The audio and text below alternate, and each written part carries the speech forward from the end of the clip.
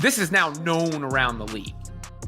And it's telling if DeWanna Bonner says she chose the Fever over the Lynx and Mercury to win now. Fans of the Minnesota LYX, you might want to settle in for this one. Cheryl Reeve believed she had DeWanna Bonner signed, sealed, and delivered the contract practically ready, with the press conference likely already set. Then, like a thief in the night, the Indiana Fever suddenly swooped in and took Bonner away. The Lynx didn't just lose out on a player, they also lost the focal point of their entire offseason strategy. DeWanna Bonner's rejection of Cheryl Reeve for Caitlin Clark and the Indiana Fever has angered her. But the Lynx were there. So to choose the Fever over them is saying something. And I think all of those players choosing the Fever said all you need to know. But here's the thing. For months, Bonner had been giving clues. For example, when she publicly stated that she wanted to win right away, or when she hardly responded when the Phoenix Mercury traded for her own fiancé, Alyssa Thomas. Warning signs were flashing red, but Minnesota chose to ignore them all because they believed they had this figured out. However, Bonner was playing chess and Reeve was playing checkers. Glad that this really worked out, because this almost turned really ugly for the WNBA, man. You talking about Nafisa Collier being on a revenge tour. That was definitely going to be a revenge tour worth watching, man, because they were going to mop the league. This was more than a last-minute choice. The front office had already imagined parades through downtown Minneapolis honoring what they believed would be their next championship, and it was a well-thought-out move that had been in the works for a while. The Lynx were so certain of their pursuit of Bonner that they were practically sizing her up for her jersey number because they saw her as the missing component to return them to championship glory.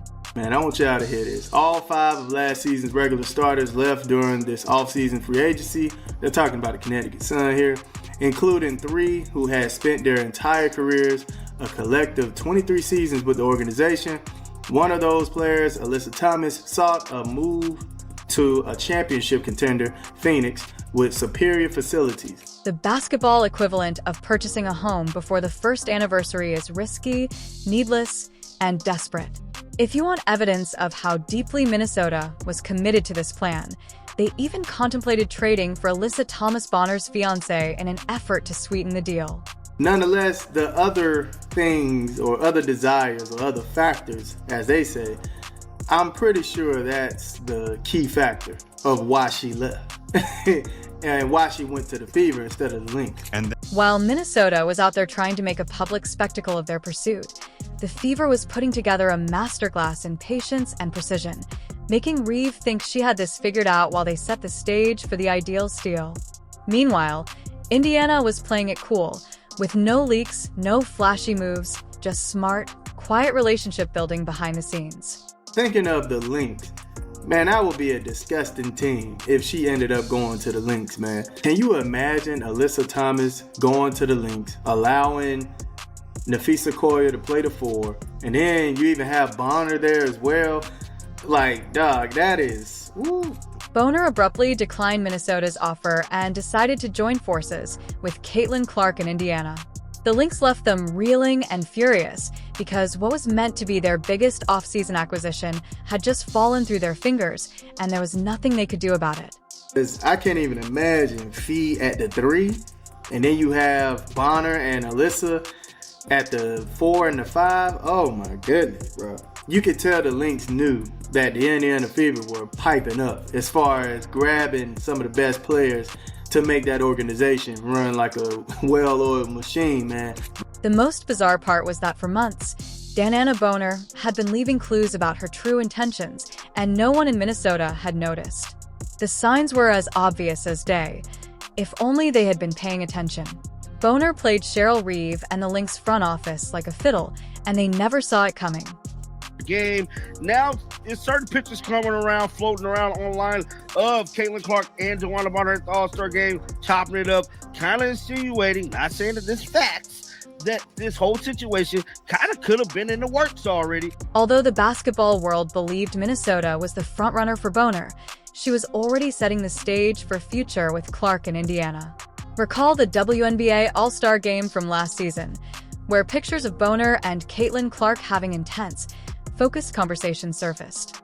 These weren't just courteous exchanges or brief greetings between competitors. These were the kinds of talks that scream we're planning something big. Most of the teams do realize that that is about to happen, so they are strengthening up their roster. And that move right there would have been crazy, fam. That would have been a crazy move. Having Alyssa Thomas and DeWanna Bonner on the links, that would have been unfair because then you have Fee and then you have McBride. Oh my goodness, dog. This wasn't an abrupt change of heart. Rather, it was a well-thought-out move that took months to prepare.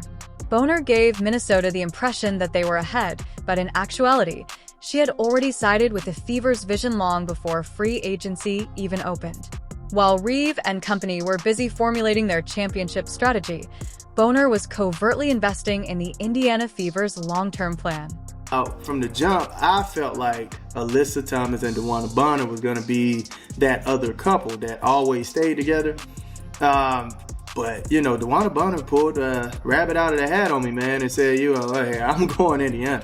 And let's take a moment to discuss Phoenix, because they truly believed they had everything worked out when the Mercury made what they believed to be the ultimate power move, trading for Alyssa Thomas Bonner's fiancé.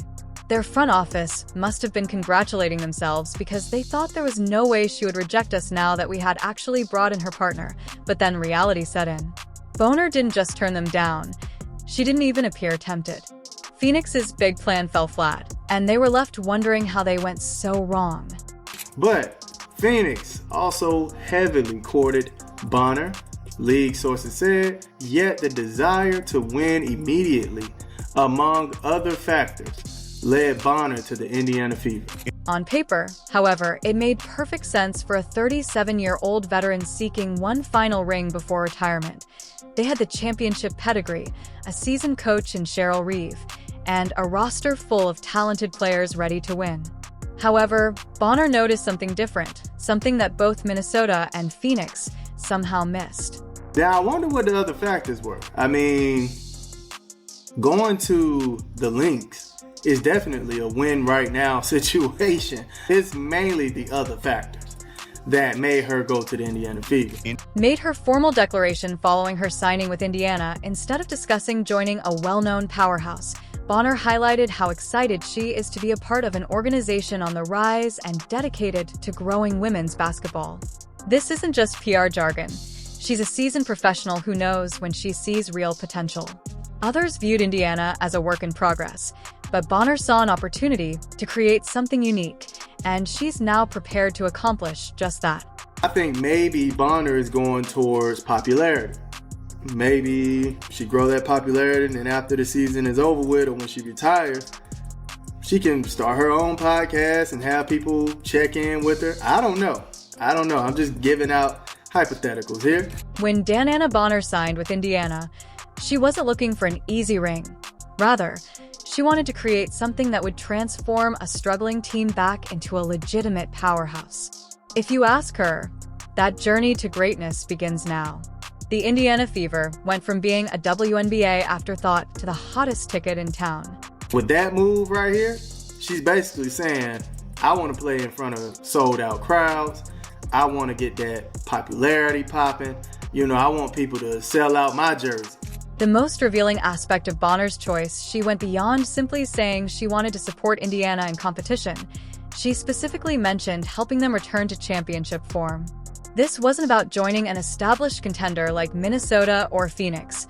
Rather, it was about building a dynasty from the ground up and making a lasting impression by assisting in the transformation of a team that had been overlooked for years. So, I feel it, man. What a business decision. And then also you have a competitive team that could actually go to the finals this year. So that's just a win-on-win situation. And the sports community claims that this is where it gets even more bizarre. Let that sink in. At first sight, it sounds crazy, but when you think about it, it makes perfect sense. Bonner's top objective was winning right away, which indicates that she honestly thinks Indiana gives her a greater chance at a championship than Minnesota or Phoenix. Now, I knew Alyssa Thomas wasn't going to ever think about going to the Indiana Fever the way she was talking about the fan base at the end of the season. But Yeah, man, DeWanna Bonner, man, said, look, forget what you're talking about. I'm about to take my talents to Indiana. I don't care how you feel about the organization. Caitlin Clark and Aaliyah B., Boston. The Fever's arguably most dangerous young basketball duo complement each other perfectly and could dominate the WNBA for the next 10 years. Bonner saw that she understood that joining Clark and Boston now puts her in a prime position to ride the wave that's just starting to swell. Indiana isn't just another rebuilding team. They have something special. If this happens, I believe the Indiana Fever are going to be one of the best running gun teams you've ever seen in the WNBA. And that goes back to me saying that Caitlin Clark is still going to average 20 points, I feel, and be able to get those assists. For many years, it was believed that veterans preferred to sign with teams who had already assembled championship squads. Before everyone else realizes it, Bonner turned that logic on its head by seeing the future of women's basketball developing before the rest of the league did. She is thinking 5 steps ahead and understands that the true power move isn't joining an established super team, but aligning with the future super team. I feel like the Fever have a great chance of averaging between 90 to 100 points a game, bro. I'm not going to lie. And Caitlin is still going to be Caitlin. She's going to be more efficient on the shooting, seeing how she's been working out, getting her shot together. The Indiana Fever, the team that had been the league's laughingstock for years, is now the most sought-after destination in the WNBA. Do you recall all those comments about Fever fans? Yes, those tweets are deteriorating more quickly than unrefrigerated milk in July. So Indiana Fever star DeWanna Bonner turned down 2 elite teams in free agency for a powerful season. Because I'm telling you right now, bro, no disrespect to the Mercury or the Lynx, but I don't see them going all the way. When you looked at the WNBA environment, it was painfully clear that Indiana wasn't just awful for a few seasons. They were mired in irrelevance for almost 10 years. They were a small market team that couldn't chase top-tier talent no matter how much money they had. The brilliant lights of Las Vegas, Indiana, or the market glitz in New York, where stars sought to become big, or the championship pedigree in Minnesota, where players' careers faded away. I mean, I see Indiana having more of a future, you know what I'm saying, than a lot of these other teams. Like, they future look good, bro. And it's like, why not be a part of history? Even after Caitlin Clark was drafted, analysts still believed that veterans would steer clear. The reasoning was straightforward. Elite couldn't suddenly erase years of a losing culture with a single rookie, so Indiana was meant to stay at the bottom, stuck in basketball purgatory. However, Bonner's choice simply showed that those experts were completely mistaken. The Fever aren't just a rising squad. They're the one that everyone wants to join right now. If you don't think so yet, don't worry. This is just the beginning. Regardless, so many players decided they were going to go to the Indiana Fever, which was the death knell for a lot of those narratives. In a matter of months, the Indiana Fever transformed the WNBA from an afterthought to the league's most popular team. For years, they were unable to even meet with elite free agents, and now, veterans are lining up to be a part of the revolution taking place in Indiana. Cunningham was traded there, but Natasha Howard signed with the Indiana Fever. And I think more importantly, DeWanna Bonner signing with the Indiana Fever was representative of that. When a 3-time champion and 7-time All-Star chooses a rebuilding squad over well-established competitors, DeWanna Bonner's choice wasn't simply a victory, it was a dramatic change. The message is clear and loud. Indiana is now a destination rather than a stopover or a spot for athletes to discreetly end their careers, and Bonner's decision is making the other teams in the league take a close look at what's going on in Indianapolis. Now, I feel like Caitlin Clark is going to have like a LeBron season, what's going on right now, where he's getting these easy buckets and not having to work so hard for it like he used to do before Luka. So yeah, I feel like Caitlin is going to be in those predicaments where she's running off of the screens and she's getting those backdoor passes. She's getting easier buckets than she had to work for last year, which is another testament to her 20-point average. Why are players now picking Indiana over teams like Minnesota or Phoenix? It's not simply Caitlin Clark's arrival, though it surely helps. It's the ideal combination of opportunity, talent, and vision. The Fever are building a dynasty in real time, not simply rebuilding. 2 consecutive #1 selections, Aaliyah and Clark for veterans hoping to succeed. Boston has established a foundation that makes sense inside. Boston is in control. Clark expands the floor, and they all improve their surroundings together.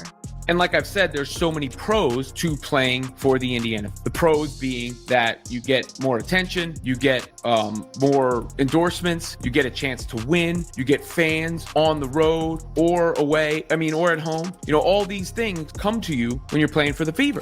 However, it's not only ONK after faltering attendance numbers surged.